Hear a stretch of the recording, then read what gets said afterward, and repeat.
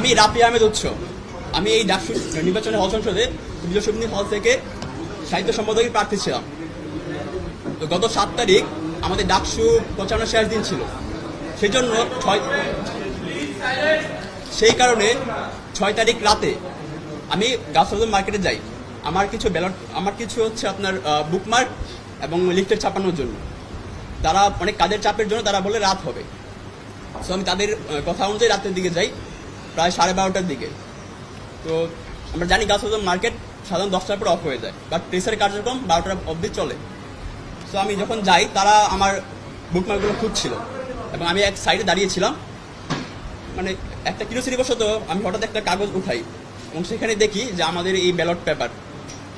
So আমি তৎক্ষণাৎ সেটা ছবি তুলি এবং আমার যে বন্ধু ছিল সেইটার সম্পূর্ণ ছবি তুলতে যায় এবং সেই মুহূর্তে যে প্রেসের লোকে যারা ছিল, শ্রমিকরা, তারা সেখানে বাধা দেয়।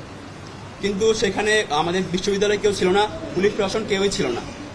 তো এই ছবি তোলার পর আপনারা জানেন যে ডাকসু নির্বাচনে আমরা কোথায় ব্যস্ত ছিলাম। তো স্বাভাবিকভাবে আমি সেটা আমার ভুলে যাই অ্যাকচুয়ালি। এবং এরপর আমার সেটা মাথায় আসে 9 তারিখ নির্বাচনের দিন, এবং তাৎক্ষণিকভাবে সেটা আমি আমার বিপি, আমার জিএস এবং হচ্ছে যারা নেতা, রাষ্ট্রীয় নেতারা, তাদেরকে জানাই আমরা। তারা বাকিটা হচ্ছে পর্যালোচনা করেন এবং তারা হচ্ছে আপনাদের সামনে তুলে ধরেছে।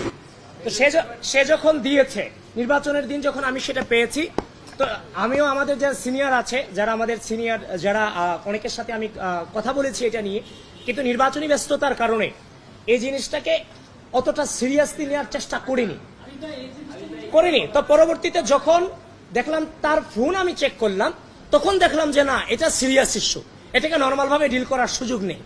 তো আমরা আপনাদের সামনে যথাযথ প্রমাণ সাক্ষী সহ উপস্থাপন করেছি। বাকিটা বের করার দায়িত্ব আপনাদের এবং বিশ্ববিদ্যালয় প্রশাসনের।